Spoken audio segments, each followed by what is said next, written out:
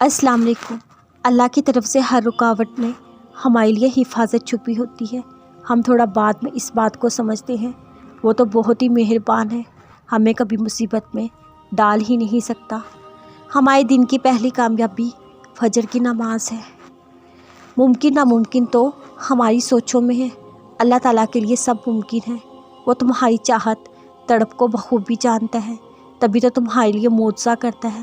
تمہیں لگتا ہے پہلے لوگوں کو آزمائش نہیں ملی، ایسا ہرگز نہیں ہے۔ وہ آزمائشوں سے گزرے، حتیٰ کہ انبیاء کرام بھی آزمائش سے گزرے۔ شیطان تو گمراہ کے لیے تیار رہتا ہے، وہ انہیں بھی گمراہ کرنے کے بہت حربے آزماتا ہوگا، مگر وہ نفس پر قابو رہے۔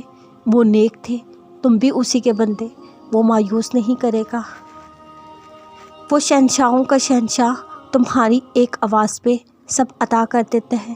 تم اس کی کسی پکار پہ لبیک نہیں کہتے۔ کبھی اس کے رنگ میں خود کو رنگ کے تو دیکھو، سارے رنگ پھیکے لگیں گے۔ خود کو اس کا بنا کے تو دیکھو، ساری دنیا تمہیں مطلبی لگنے لگ جائے گی۔ کبھی اس کی سن کے تو دیکھو، تمہیں ساری دنیا کی آوازیں بے معنی سی لگیں گی۔ یقین رکھو اللہ پہ، اپنا ہر معاملہ چھوڑ دو اس پر، وہ وہاں سے عطا کرے گا جہاں سے تم سوچ نہیں سکتے۔ ہر دور میں معجزے ہوتے ہیں، ہر کسی کے لیے معجزے ہوتے ہیں۔ کوئی اللہ کو موسیٰ کی طرح پکار کے تو دیکھے، وہ بند دروازے بھی کھولے گا، معجزہ بھی کرے گا انشاءاللہ۔ تہجد، ادھر آپ نے التجا کی، ادھر آپ کی دعا قبول ہوئی۔ اللہ امید نہیں، اللہ یقین ہے، ایسا یقین جس کے بعد صرف قبولیت ہے۔ جب ہمارے صبر کی آخری حد ٹوٹ جاتی ہے، تب اللہ فرماتا ہے کن، وہ بس ایک بار کہے گا، بس ہو جا، اور وہ ہو جائے گا۔ چہرے پہ پریشانی کیوں، دل میں سوال کیوں یقین ڈگمگا رہا ہے؟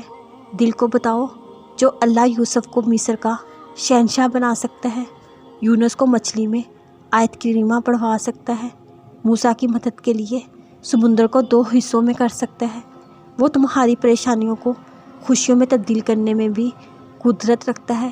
ذرے ذرے کی خبر رکھنے والا تمہیں اکیلا کیسے کر دے گا؟ انسان ہمیشہ تکلیف میں ہی سیکھتا ہے، خوشی میں سب کچھ بھول جاتا ہے۔ جو تمہارا ہے وہ تمہارا ہی رہے گا، تم سے کوئی لے نہیں سکتا۔ تم صرف صبر کے ساتھ اللہ سے جڑے رہو۔ معجزوں کے دروازے ہمیشہ سے کھلے ہوئے ہیں۔ کیا کبھی تہجد پڑھ کے دیکھی ہے؟ تہجد خود آپ کے لیے معجزہ ہے۔